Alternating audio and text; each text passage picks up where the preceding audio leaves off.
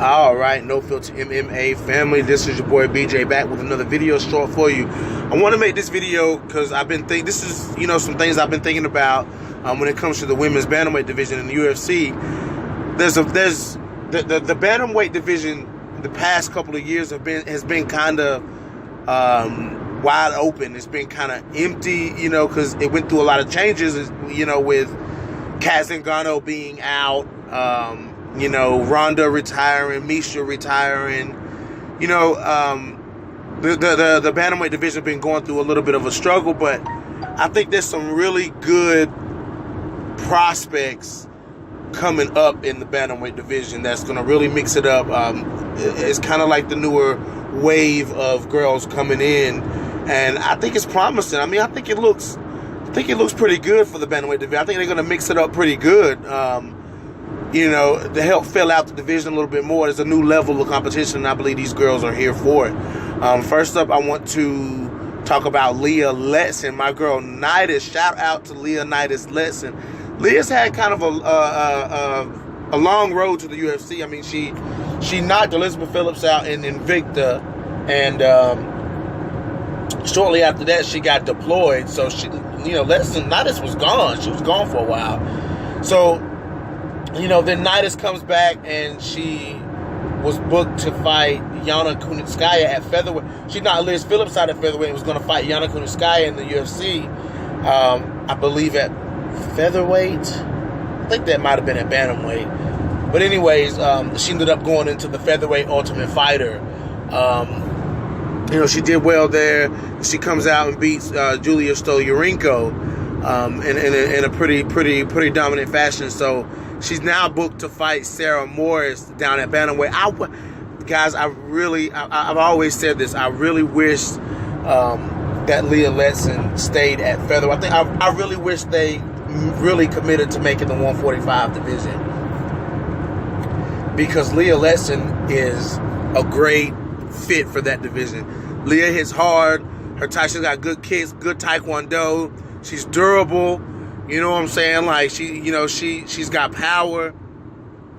And Lea Lesson could be a good asset to get in there and mix it up with, with Megan Anderson and Cyborg and Holly, up at featherweight, Kat Zingano.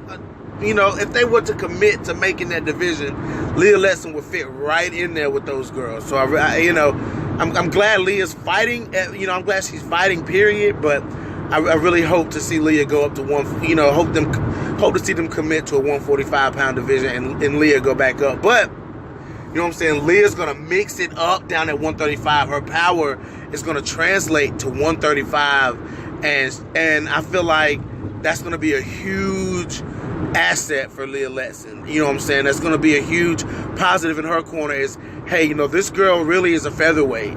This girl's cutting weight to get down to where I'm at. This girl's big. This girl's strong. So Lea, I'm really excited to see what Lea is going to put together at 135. I'm excited. You guys always know Nidus will reemerge on No Filter MMA sometime in the near future. You know how it goes with Nidus. So the next girl I want to talk about is Aspen Lad.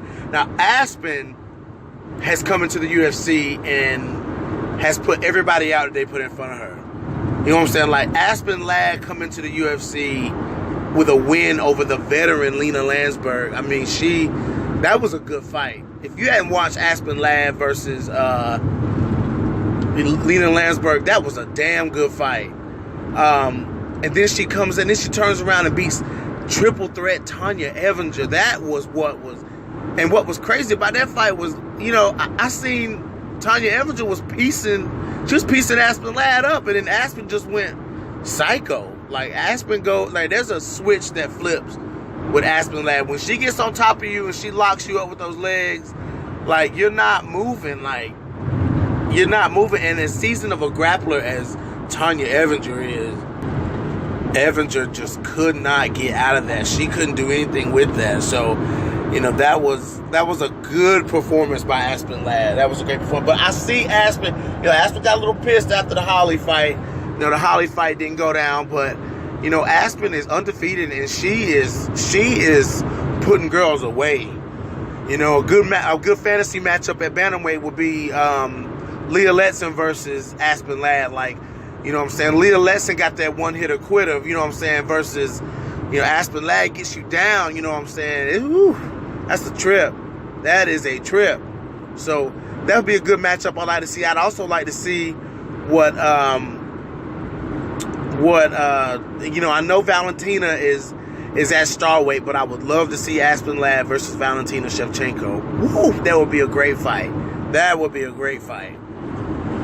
So yeah, guys, I definitely have to throw Aspen in this list of rising bantamweight contenders because Lad is here. She did well in Invicta. Now she's here. Let's go, Aspen Lad. The next girl I want to talk about is Macy Chiesa or Chiasson. However, I've heard it said both ways. I've heard people say Macy Chiesa. I've heard people say Macy Chiasson.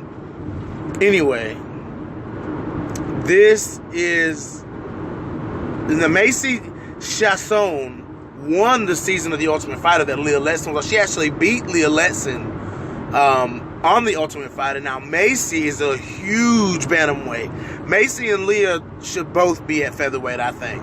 You know, that's just my opinion. But Macy comes in and finishes Gina Mazzani. Now, Macy's looking good. She's undefeated. She won The Ultimate Fighter. She took out Panny Kianzad. You know what I'm saying? That was a tough fight. Panny was a tough fight. Panny's a tough fight for anybody. You know, so Macy with the least amount of experience, you know, with not a lot of experience in MMA. I think she's got some kickboxing background or something like that. But she comes in, she finished. I mean, she beats Panny Kianzad. She finishes Gina Mazzani by knockout. Like, and if you guys seen Macy Chiesa versus Gina Mazzani, she just looked so big at bantamweight. Like she looked like she made the weight so easy. That's just, you know, that shocks me because, you know, Chiesa's fought as high as 155. You know, so she's a big bantamweight. But I'm really excited to see, you know, like Macy's big and long. Like she could get in there. She could get in there with, you know what I'm saying, those you know, Hollies and I won't say Amanda Nunes, but someone, you know, built like Amanda Nunes, you know what I'm saying, get in there and mix it up, you know what I'm saying. Macy Chiesa looks good. She looks sharp. So, you know, I would like to see her and Lea Lesson run that back, though, because that'd be a good fight at bantamweight. I'd like to see that. So, yeah, definitely have to throw Chiasson